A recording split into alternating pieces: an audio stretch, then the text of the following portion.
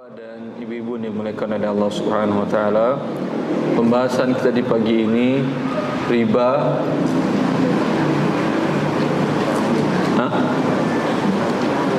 Riba dalam kehidupan sehari-hari yang tidak diketahui.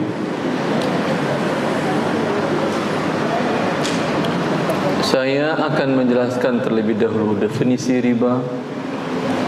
Kemudian nanti kita lihat banyak persoalan kehidupan kita yang ternyata di dalamnya mengandung unsur riba yang harus kita tinggalkan dan bertobat kepada Allah Azza wa Jalla. Riba ada dua bentuk, tidak bisa didefinisikan dengan satu definisi karena dua bentuk yang sangat berbeda sekali.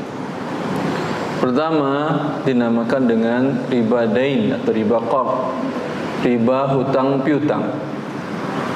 Kedua, riba al-bay', riba jual beli. Yang dimaksud dengan riba dain atau riba qard, riba berarti bertambahan. Seseorang meminjam uang kemudian dikembalikan berlebih. Ini riba apa? Riba dain atau riba qard. Dia pinjam uang, dipakainya untuk kebutuhannya, kemudian ketika dia mengembalikan harus berlebih dan sudah ada kesepakatan dari awal. Ini riba jahiliyah, diharamkan Al-Quran, yang ada sejak masa jahiliyah sampai hari ini ada. Dan semua lembaga keuangan, baik syariah non syariah, kalau anda terima uang rupiah dari dia 100 juta, nanti setelah 1 bulan anda kembalikan, nominalnya berapa? 90 juta atau 110? Bukan 100 kan ya? Riba seperti ini riba jahiliyah. Dari masa jahiliyah seperti itu. Anzirni azidka. Beri saya uang, kemudian saya akan bayar nanti berlebih. Dan sayangnya riba seperti ini yang diharamkan semua kutub samawiyah, semua kitab dari langit, Taurat, Injil, apalagi Al-Quran mengharamkan riba ini. Maka dalam agama Yahudi riba seperti ini haram. Ustaz pernah baca kitab Yahudi, Ustaz? Saya enggak baca kitab Yahudi, tapi Al-Quran menjelaskan seperti ini. Allah Subhanahu wa taala mengatakan tentang orang-orang Yahudi, wa akhdhihimur riba wa qad nuhu anhu. Orang-orang Yahudi tersebut melakukan riba, kata Allah, padahal mereka telah dilarang melakukan riba. Apa yang ada dalam Taurat itu tidak dihapuskan oleh Injil. Jelas? Maka dengan demikian dalam agama Nasrani riba seperti ini juga diharamkan. Jelas tentang itu? Dan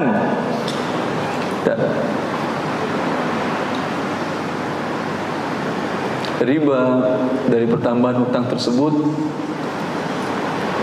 yang sebelumnya dalam bahasa Inggris mereka namakan dengan apa namanya? Bukan, interest itu denda keterlambatan, sanksi akibat dia terlambat. Apa nama istilah riba dalam bahasa Inggris? Kemudian yang riba itu diharamkan dalam semua gereja pada abad 17 diharamkan. Maka banyak para ekonom kemudian, ekonom kufar, membuat teori penghalalan riba dengan atas nama interest. Interest itu artinya apa? Bukan bunga arti interest itu. Imbalan atas jasa uang yang dipakai. Itu pada dasarnya. Sedangkan kata yang digunakan pertama untuk riba, apa namanya? Saya baca itu dalam tesis Dr. Abdullah Al-Imrani tentang al-manfaatu fil qardi, manfaat dari pinjaman.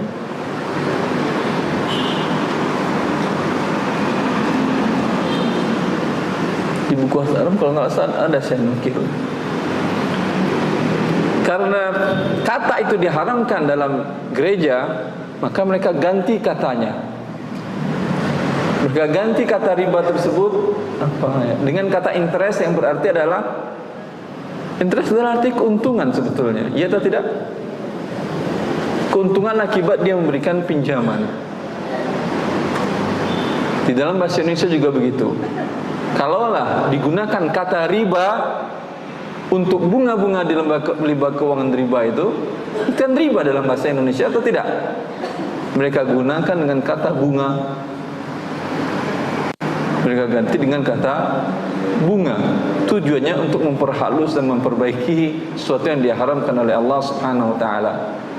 Ini sangat menyesatkan. Zina mereka ganti dengan kata apa? Selingkuh. Ya atau tidak? Selingkuh itu maksudnya apa? Nikah tanpa tahu istri kan ya? Nikah tanpa tahu istri, terpenuhi semua rukun dan syaratnya, sah atau tidak? Sah, ibu, masya Allah sah. Nah, boleh istri kedua berarti kan ya? Bukan mereka namakan selingkuh itu untuk perzinaan yang diharamkan dalam Quran. Maka adapun dalam agama Islam, dalam agama Nasrani mereka gampang tertipu. Tertipu dengan istilah dan kata-kata. Dalam agama Islam para ulama kita cerdas. Mereka mengerti, setelah mengerti definisi riba, apapun namanya ente buat, ya, tetap kalau sama bentuknya adalah sesuatu yang diharamkan oleh Allah. Nah, untuk kata riba tadi, definisinya yang pertama, seseorang menyerahkan uang, berhutang, baik hutang dalam bentuk uang atau hutang dalam bentuk pembelian barang dan jasa. Kemudian bila terlambat ada pertambahannya.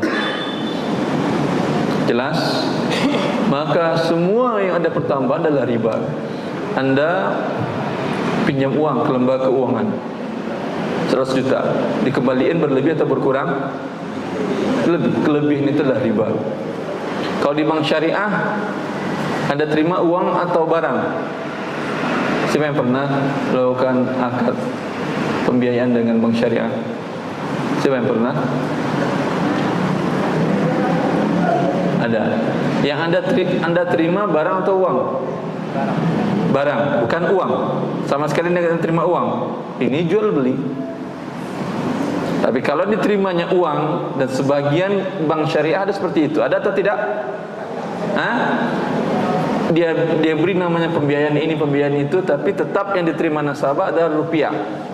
Nanti kemudian nasabah mengembalikan rupiah dengan cara cicilan yang berlebih. Ini juga riba namanya, walaupun bank syariah melakukannya. Bagi kita, mau syariah mau tidak, yang penting kita tahu hakikatnya. Pertambahan dari uang yang dipinjam. Jelas ini. Bila Anda meminjamkan uang kepada seseorang, lalu dia gadaikan motornya atau mobilnya kepada Anda, dan dia dengan ikhlas mengatakan silakan Anda pakai motor atau mobil saya, dan kenyataannya Anda pakai, pinjamkan uang 10 juta, nanti setelah 1 bulan dikembalikan uang 10 juta dan motor atau mobilnya kembali 10 juta. Ada pertambahan di sini? Ada pertambahan di sini? 10 juta dengan 10 juta ada pertambahan? Ada. Mana pertambahannya? Jasa pakai mobil dan motor itu. Kalau bukan karena uang, dia harus sewa atau tidak? Rental mobil sebulan berapa? 300. Berarti yang dibayar dia bukan 10 juta tapi 10 juta 300 ribu. 300 ribu ini adalah riba. Paham? Kalau Anda ingin pakai juga, yaudah saya pakai di sini. Tapi ketika dia bayar 10 juta, ini mobil Avanza tahun sebegini, ini berapa biasanya sewanya sebulan? Biasanya 300 akhi. Ya udah kamu kembalikan ke saya 9 juta 700. Sekarang ada ribanya? Sekarang tidak ada. Tapi kalau kembali penuh 10 juta juga, di sini jelas ada ribanya. Dan Anda lihat, beli mobil, beli rumah, KPR, begitu kan ya? Yang Anda terima dari bank riba, rupiah atau rumah? Anda ingin beli rumah dengan cara KPR. Yang Anda terima dari bank konvensional, bank riba, rupiah atau rumah? Rupiah. Nanti dikembalikan berlebih, ini riba. Dengan bank syariah, yang Anda terima rumah atau rupiah? Jawab. Siapa yang pernah melakukan KPR dengan bank syariah? Gak ada. Yang biasa diterima juga sama rupiah, dengan akad pembiayaan. Pembiayaan apa yang diterimanya rupiah? Rupiah kembali rupiah berlebih, ini namanya riba. Tapi kalau beli rumah berlebih nggak ada masalah. Berlebih dari harga tunai, kalau tidak tunai tidak ada masalah. Terlambat terkena pertambahan rupiah lagi. Seorang menggunakan jasa air PDAM, dipakainya selama 1 bulan, yang harus dibayarnya imbalan air tersebut 500.000 rupiah. Terlambat 2 bulan, berapa yang harus dibayar sekarang? 500.000 atau 490? 500 ada pertambahan atau tidak? Ada. Ini namanya riba. Iya atau tidak? Ketika Anda membuka rekening atau mengajukan agar mengajukan pemasangan PDAM ini, ada nggak persyaratan di situ? Bila terlambat dikenakan denda. Ada atau tidak? Anda setuju? Berarti Anda menyetujui riba. Allah mengharamkan riba, Anda menyetujui riba. Pemasangan listrik pasca bayar, terlambat Anda membayar. Sudah Anda gunakan jasa listriknya selama 2 bulan, 3 bulan, belum Anda bayar-bayar, terlambat. Dikenakan pertambahan atau tidak? Ini juga riba. Pada waktu Anda pasang listrik tersebut, ada klausul ini atau tidak? Anda tahu itu? Dan ada tanda tangannya setuju. Anda menyetujui riba, padahal Allah mengharamkan riba. Jelas? Jadi riba bukan milik bank riba saja. Bank riba itu sudah jelas induk semangnya riba. Ini ada lagi yang ponakan-ponakan ribanya. Maka wajib bagi Anda robah listrik pasca bayar dengan prabayar. Mereka mengatakan denda keterlambatan itu untuk kedisiplinan, Pak. Biar mereka disiplin dalam membayar tagihan. Disiplin mana yang para bayar dengan pasca bayar? Yang ketika terlambat langsung padam. Mana yang disiplin? Coba, mana yang disiplin? Prabayar tidak ada ribanya, itu lebih disiplin. Yang ada ribanya ini bukan disiplin. Itu cara mereka mengambil harta manusia sebanyak-banyaknya. Anda lihat, kartu kredit terkadang 0%. Yang diinginkannya apa? Denda keterlambatan. Karena kebiasaan manusia, survei ekonomi mengatakan bahwa hampir 100% kebiasaan manusia itu suka terlambat membayar tanggungan atau kewajiban.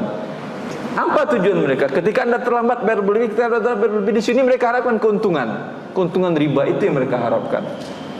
Sehingga bagi mereka enggak masalah 0%, tapi terlambat dendanya 0,05% dikali hari dikali besarnya tunggakan Anda. Itu bisa nanti dalam waktu 3 bulan 100% dari nilai hutang. Kaya dia cepat dengan cara riba tersebut. Allahu musta'an. Anak yang sekolah di SD atau di SMP yang swasta terlambat membayar tunggakan bulanan, ada denda? Ada denda? Mungkin sebagian sekolah tidak ada karena Anda tidak tidak menyekolahkan anak di swasta. Ada beberapa teman, Ustaz, anak saya sekolah di SD Islam ternama. Terlambat saya berbangun sekolah, ada denda. Itu bukan sekolah Islam, sekolah riba. Wallah, itu sekolah riba. Islam apa yang menerapkan sistem riba itu? Iuran pemeliharaan lingkungan di sebagian perumahan. Terlambat Anda membayar iuran, dikenakan denda atau tidak? Hah? Iya atau tidak? Ini riba. Bila rapat lingkungan Anda menyetujui adanya denda keterlambatan untuk pembayaran iuran pemeliharaan lingkungan, Anda menyetujui riba. Ustaz, kalau nggak gitu dia nggak bayar-bayar. Kata siapa nggak bayar? Banyak cara untuk membuat orang itu jerah. Ada beberapa klaster di perumahan tempat saya tinggal di kota wisata. Ada klaster yang terkenal di sana, punya ikhwah yang sudah ngaji tinggal di sana. Ustaz, klaster kami ada denda keterlambatan, minta hapuskan. Mereka minta hapuskan dan berhasil dihapuskan. Lalu mereka nanyakan bagaimana caranya untuk membuat mereka jerah. Banyak cara. Di antaranya ditanam di depan rumahnya pelang besar, rumah ini belum bayar tunggakan IPL. Besok bayar nggak dia? Lebih jitu daripada riba yang menghabiskan uang orang itu. Nggak ditagih, mana dia tahu? Tapi pasang di depan rumahnya, tahu dia langsung dia bayar. Nah, di sebagian klaster lagi, bagi yang belum bayar IPL tidak dibukain pintu pelang oleh satpam. Silakan buka sendiri, ketahuan ini belum bayar. Enggak, seperti itu. Banyak cara. Kata siapa, cuma satu-satunya cara untuk membuat orang jerah dalam tagihan pembayarannya dengan cara riba tersebut. Kemudian ini riba pertama ya. Aplikasinya banyak banget, contohnya banyak banget dalam kehidupan kita sehari-hari. Ingat saja ketika Anda berhutang, dikenakan pembayaran lebih, ini adalah riba. Bila klausul ini ada semenjak Anda buat akad, jangan mau tanda tangan dan jangan setuju dengan akad tersebut ya. Karena ini Anda menyetujui sesuatu yang diharamkan oleh Allah Subhanahu wa Ta'ala. Bentuk riba yang kedua adalah riba dalam al-bai', jual beli. Tukar menukar barang dengan barang atau barang dengan uang. Rasulullah sallallahu alaihi wasallam mengatakan al-dhahabu bil-dhahabi wal-fiddatu bil-fiddati wat-tamru bil-tamri wa asy-sya'iru wal-burru bil-burri wasy-sya'iru bil-sya'iri wal-milhu bil-milhi yadan biyadin mithlan bimithlin wa yadan biyadin fa idza ikhtalafat hadhihi al-asnafu fabi'u kayfa syi'tum idza kana yadan biyadin. Ini perlu dicerna dengan baik karena ini berbeda dengan yang pertama tadi. Tadi gampang, asal bertambah namanya riba. Kalau ini bukan bertambah. Ada 6 komoditi kata Rasulullah sallallahu alaihi wasallam, dan riba ini tidak ada pada masa jahiliyah. Ada 6 komoditi kata Rasulullah sallallahu alaihi wasallam, bila ditukar sejenis harus 2 syarat terpenuhi, tunai dan sama beratnya atau ukurannya. Bila berbeda jenis tapi masih satu ilat, maka syarat cuma satu, harus tunai. Dari 6 komoditi ini, emas, perak satu kelompok. Sisanya apa tadi? Korma, gandum dengan 2 jenisnya, ada gandum yang bulat, ada gandum yang panjang. Terus apa lagi? Garam. Ya. Ini adalah makanan pokok. Bila makanan pokok, beras ditukar sejenis dengan beras, syaratnya agar menjadi halal apa? Tunai dan beratnya sama. Tidak boleh beras rojo lele 1 kilo, beras yang masih ada jatah beras. Apa beras yang murah apa? beras yang murah. Beras raskin. Beras raskin 4 kilo. Sama nggak sekarang beratnya? Hah? Tidak. Riba atau tidak? Riba. Lah, kalau gitu Islam berarti menafikan value atau nilai dari kualitas. Tidak, Islam tidak menafikan ini. Kalau Anda ingin tukar beras bagus Anda atau beras jelek Anda dengan rupiah, kemudian dengan rupiah beli beras bagus tadi, sehingga bukan tukar yang sejenis. Apa hikmahnya? Wallahu ta'ala alam. Banyak hikmah di belakang itu, agar orang tidak sekedar menukar beras dengan beras, tapi terjadi namanya perputaran barang dan uang kepada banyak pihak dengan cara dijual. Paham tuh? Paham?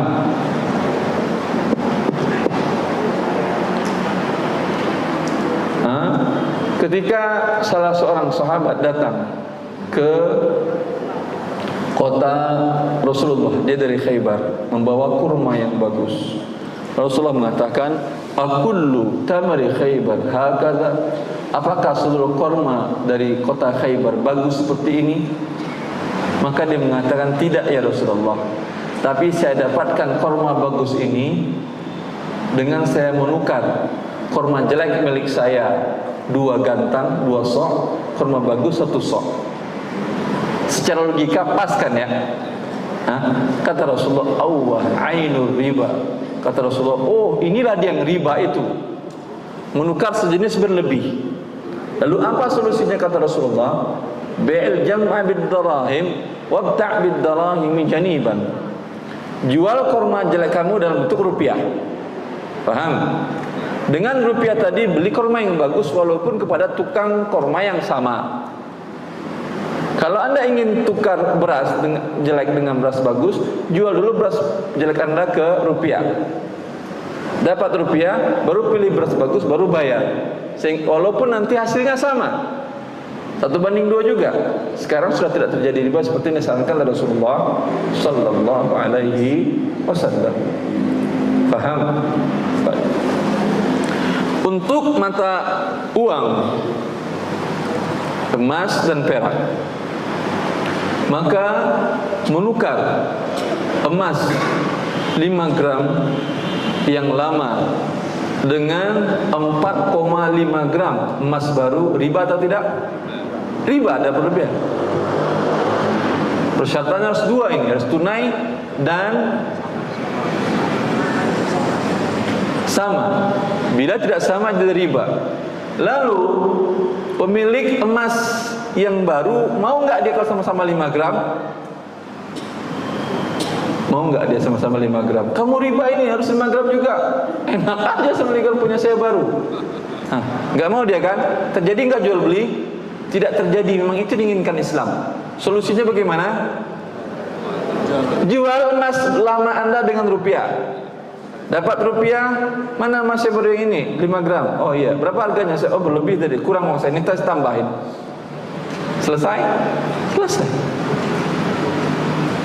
Apa hikmah di balik itu? Rasulullah yang menjelaskannya agar tidak terjadi monopoli barang-barang penting ini. Ya.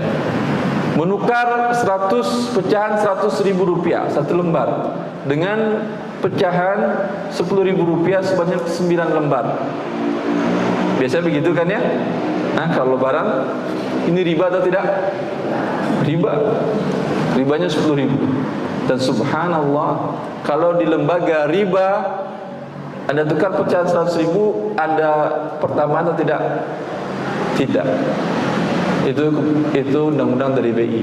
Tidak boleh bank menukar lebih karena merusak mata uang. Mereka aja tahu.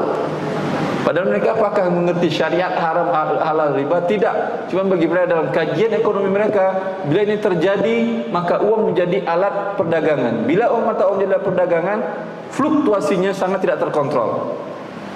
Paham? Hanya karena dunia urusan mereka. Itu diharamkan oleh Rasulullah 14 abad yang lalu, baru hari ini mereka tahu. Paham tuh? Ya. Kemudian menukar uang rupiah dengan rupiah yang sejenis, Ya, rupiah dengan rupiah syaratnya tadi dua, harus sama nominalnya dan tunai. Rupiah dengan dolar harus sama, tidak perlu sama, tetapi harus tunai. Tidak boleh pagi saya serahkan dolar, sore saya terima rupiah. Ini riba nasiah namanya. Riba tidak tunai namanya. Jelas? Anda bekerja di umpamanya Singapura, dapat gaji dolar Singapura, kirim uang ke istri di Indonesia, di Jakarta. Hah? Yang Anda kirim rupiah di sana apa dolar? Hah? Dolar. Jadi terima istri Anda rupiah atau dolar? Tukar-menukar atau tidak? Tunai atau tidak? Hah? Tunai atau tidak? Jawab. Tunai atau tidak? Tunai. Langsung ketika Anda masukin transfer ke bank, langsung istri Anda, oh sini uangnya dapat rupiahnya gitu. Dalam satu majelis, tunai itu mesti satu majelis. Tidak. Tidak. Berarti termasuk riba? Tidak juga. Kenapa tidak? Karena ketika Anda menyerahkan dolar Singapura, ditulis oleh dia dalam resi namanya, apa namanya? Bukti pengiriman itu, bukti transfer rupiah dengan kurs yang sudah ditetapkan pada hari itu. Sudah terjadi tukar-menukar atau belum? Sudah terjadi, walaupun fisik tidak Anda pegang, tetapi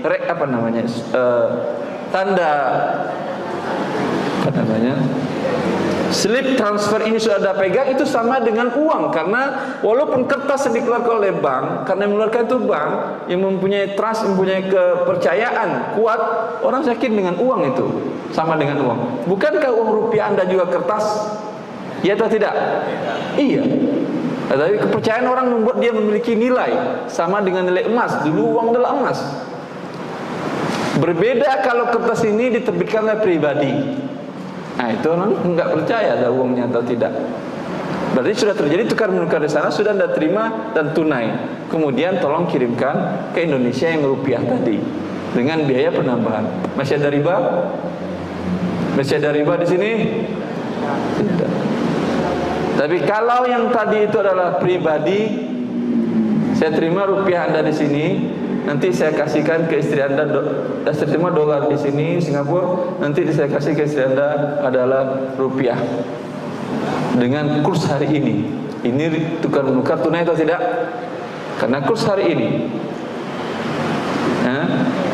Sepakat tukar-menukar hari ini, sedangkan tidak terjadi serah terima. Kalau dia mengatakan, saya terima dolar Anda di sini dan nanti saya serahkan ke istri Anda di Indonesia, di Jakarta, dengan kurs per hari saya serahkan. Paham? Paham ada beda atau tidak? Ada beda. Yang ini halal atau tidak? Halal. Kenapa?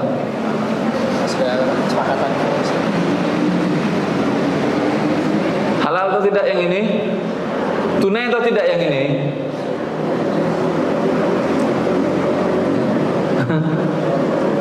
Yang bentuk yang kedua ini tunai, karena kursnya pada waktu serah terima. Berarti serah terimanya yang pertama, saya pinjam dulu dolar dari Singapura, saya bawa ke Indonesia. Ketika sampai di Indonesia, saya serahkan pada istrinya rupiah dengan kurs per hari itu. Paham? Berarti saya serah terima apa tukar menukarnya di hari itu tunai atau tidak? Tunai. Ini berdasarkan hadis Ibnu Umar. Kalau Anda dengan teman berangkat ke Arab Saudi umroh, di sana kurang real Anda, tapi rupiah Anda di Indonesia banyak banget. Tapi sekarang kan bisa kan gesek kartu ATM Anda, keluar nggak di sana real? Tunai atau tidak itu? Tunai, karena buktinya di waktu yang sama Anda cek rekening Anda berkurang. Tapi kursnya mungkin rendah kali ya. Anda bilang ke teman, pinjam saya real 1.000 real. Ya. Insya Allah nanti saya bayar di Indonesia. Teman ini butuh di Indonesia real apa rupiah? Rupiah. Kata dia, boleh bayar Indonesia rupiah. Bagaimana? Saya bisa jawab, bagaimana agar menjadi halal. Caranya bagaimana?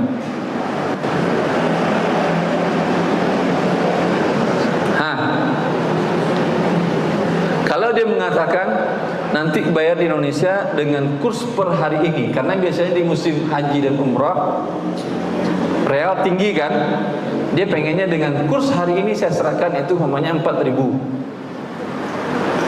Kalau seperti ini bagaimana? Halal atau haram? Hah? Siapa bilang halal? Tunjuk tangan. 1, 2, 3, 4, 5, 6. Yang bilang haram? Subhanallah. 1 jam saya ceramah nggak ada yang paham. Haram ya akhi. Kenapa? Kalau menggunakan kurs per hari ini karena tinggi, ya sudah terjadi serah terima atau belum? Hah? Belum, yang diterima baru real. Rupiah nanti berarti tidak tunai dan terjadi riba di situ. Yang kedua yang hal,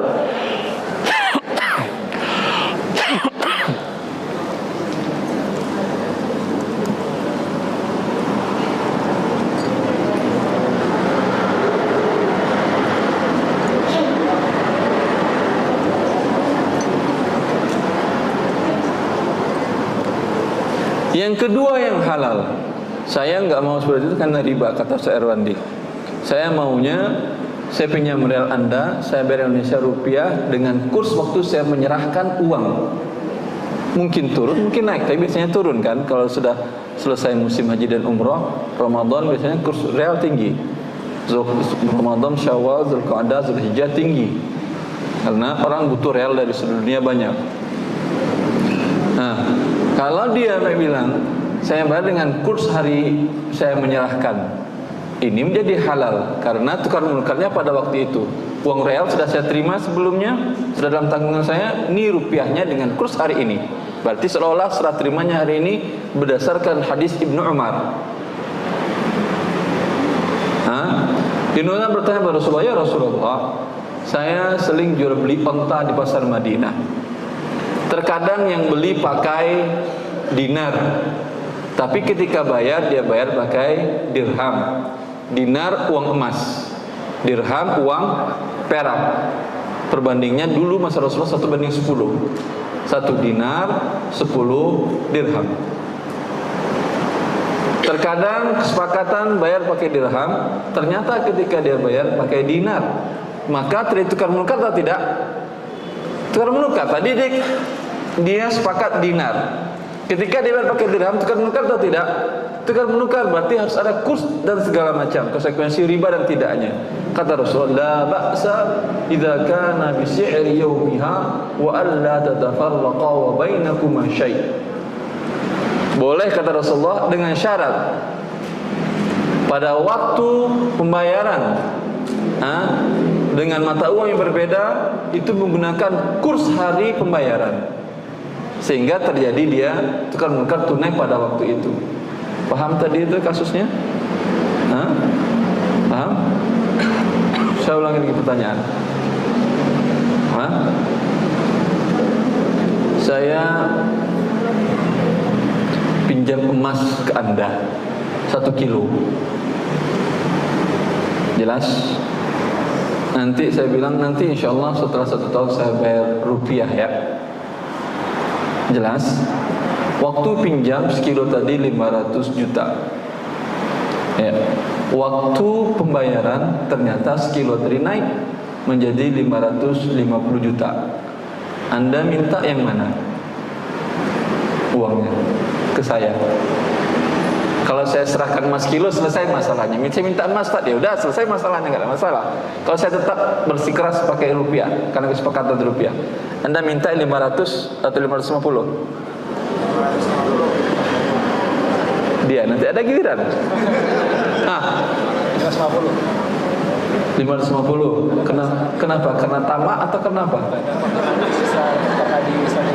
Apa? Setelah dia tukar tadi, kan antara harga masa berbeda. Setelah kemudian ulangi, kenapa?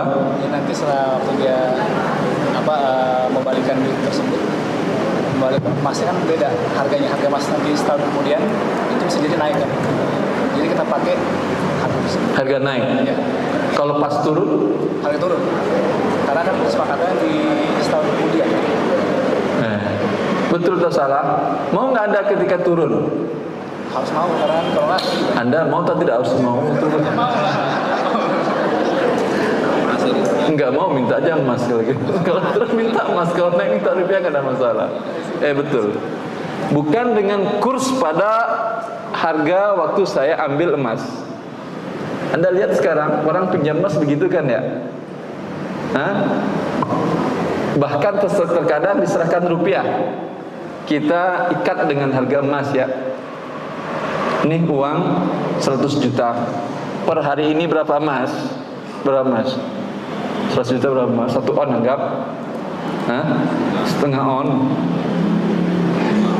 Anggap kita katakan setengah on. Nanti ketika kamu bayar dengan nilai emas setengah on. 2 tahun setelah itu dia mau bayar. Ini uang 100 juta. Oh, kata siapa 100 juta? Kesepakatan kita setengah on. Kita lihat harga emas hari ini. Setengah on itu ternyata 120. Kamu harus bayar 120. Boleh ini? Banyak atau tidak seperti ini terjadi? Nah, boleh ini? Hah? Boleh, Masya Allah, tukang riba besar ya ente. Saya pinjam 100 juta, saya kembalikan 120. Berapa pertambahan ribanya? 20. Oh, itu kan imbalan inflasi, Ustaz. Inflasi yang bikin bukan saya. Si tukang riba dunia Anda itu yang bikin inflasi. Kenapa harus saya bayar? Paham? Paham Anda? Kalau Anda tidak mau berkurang, jangan serahkan rupiah ke saya. Emas serahkan ke saya, nanti minta emas lagi. Mau naik, mau turun nggak urusan. Paham? Tapi kalau sekedar diikat, ini haram hukum. Tak. Siapa yang bisa jawab pertanyaan yang luar biasa ini? Kalau jawabannya betul, saya kasih hadiah. Ada hadiah?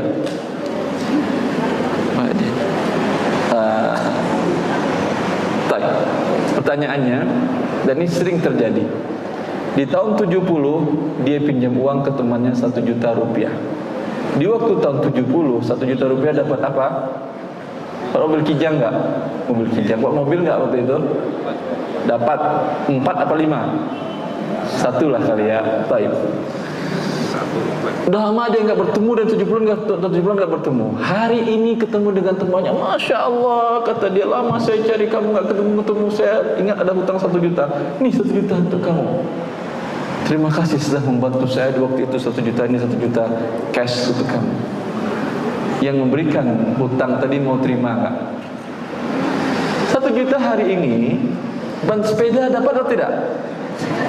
Dapat kali ya, ban sepeda dapat. Dulu dapat mobil, sekarang ban mobil dapat sekarang 1 juta. 4 dapat. Bisa mobil jalan dengan 2 ban. Bantunya nggak dapat.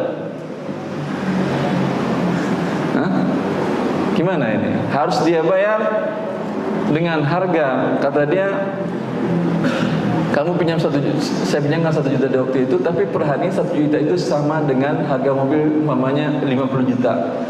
Serahkan 50 juta baru saya redo.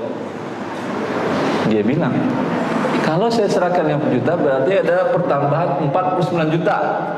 Bukankah ini riba? Saya nggak mau riba aja. Saya siap bayar tapi saya nggak mau riba. Gimana? Solusinya gimana? Siapa yang bisa? Siapa yang bisa?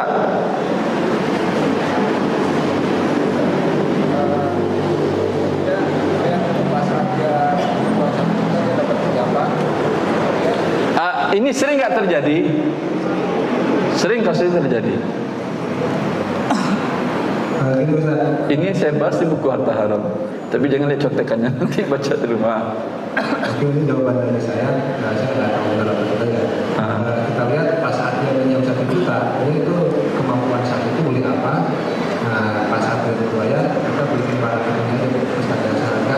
Kan sudah saya jelaskan tadi, harganya dapat mobil yang sekarang mungkin mobil itu harganya 50 juta. Berarti harus bayar 50 juta. beli mobilnya aja Ustaz. Kita bayar dengan Siapa yang mau mobil? Saya nggak mau mobil, saya mau uang.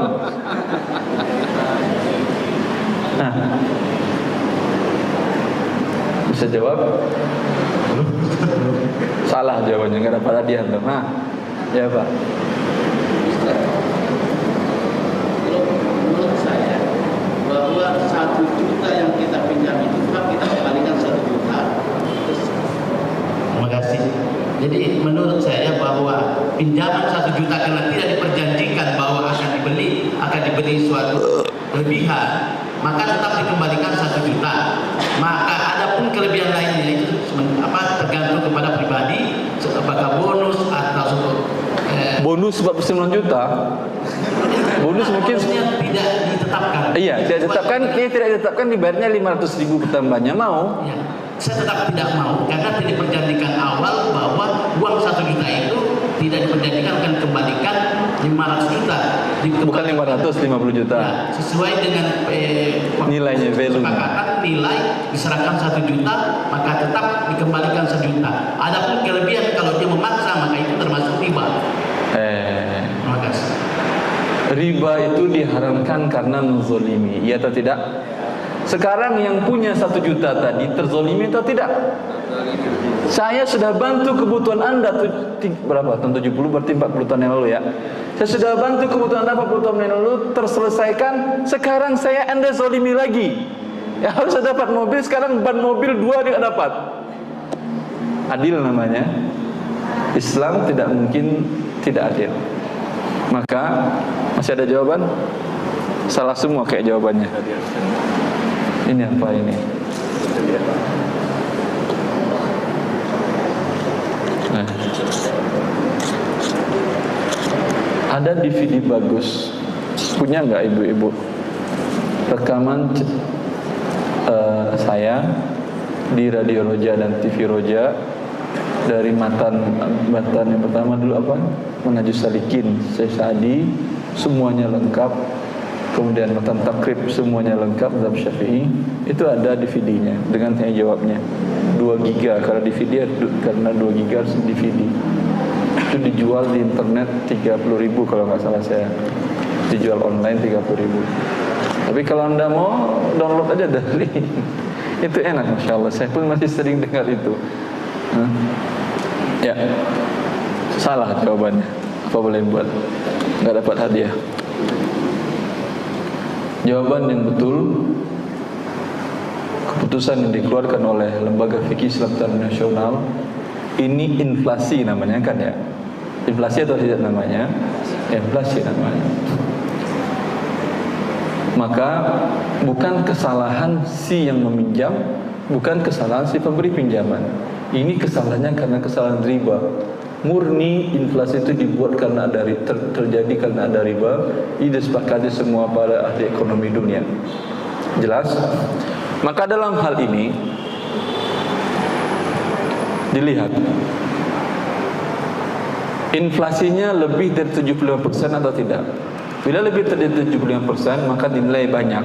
Ketika itu maka mata uang yang rupiah di waktu di 40 tahun yang lalu itu tidak dianggap rupiah lagi. Tidak laku. Ketika tidak laku dinilai dengan emas per hari ini. Coba antara 1 juta dengan 50 juta pengurangannya lebih nggak dari 75%? Lebih 90% ada, ya atau tidak? Dengan demikian maka tidak dianggap dia berutang 1 juta. Dianggap dia berutang dengan nilai 1 juta di waktu itu. Maka dinilai 1 juta di waktu itu berapa gram emas? Paham? Paham atau tidak? Nah, umpamanya 1 juta di waktu itu sama dengan 2,5 on, ya, atau 2 on. Dan per hari ini 2 on itu sama dengan 50 juta. Maka bayarnya 50 juta. Ini yang adil. Adil atau tidak ini? Adil, ini yang adil. Tidak dianggap mata uang tersebut. Kalau kemudian inflasinya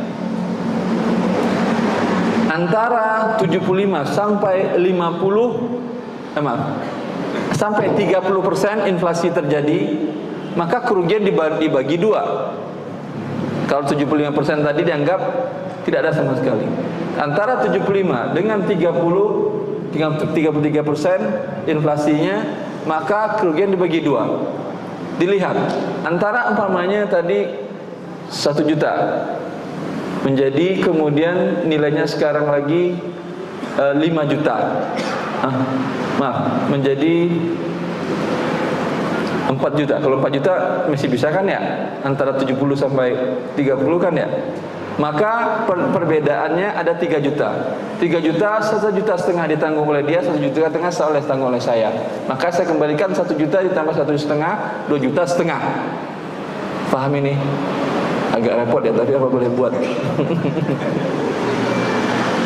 Bila inflasinya di bawah 30%, sepakat para ulama semuanya nominal yang dikembalikan.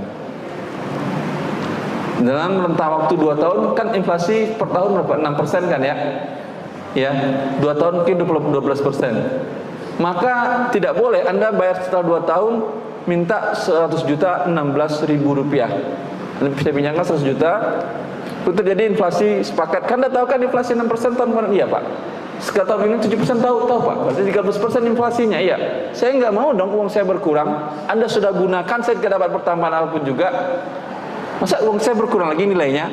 Tolong beri tambahan 13%. 13 juta dari uang saya 100 juta tadi. Ini sepakat para ulama haram. Ini yang riba. Karena inflasinya kecil. Karena yang kecil tidak dianggap perlu harus diganti dengan sesuai dengan keadilan tadi. Paham? Paham, tapi mungkin lupa untuk caranya tadi. Allah yabarik fikum. Itu untuk utang yang selamatnya seperti saya katakan tadi, pakai emas. Pinjamkan emas, mau 10 tahun, mau 100 tahun dia bayar emas tetap. Karena subhanallah nilai emas itu Allah yang ngatur. Di masa Rasulullah memberikan kepada Urwah al-Bariki 1 dinar. 1 dinar berapa juta sekarang? 4,25 gram, 2,5 juta ya. Disuruh balik kambing 1 dinar. Dapat 1 dinar 1 kambing di waktu itu. Hari ini dapat nggak dalam 2,5 juta 1 kambing? Dapat atau tidak? 14 abad tidak ada perubahan pertukaran mata uang ini dengan barang dan jasa. Karena Allah yang mengaturnya, Allah adil. Inflasi adalah kezaliman. Apa dosa saya nyimpan uang saya 100 juta, kemudian setelah 10 tahun nilainya cuma setengah. Kalau maling kan gampang digebukin. Ini siapa yang makan uang Anda adalah para tukang riba dalam bentuk lembaga keuangan yang memutar uangnya dengan cara riba sehingga terjadi inflasi.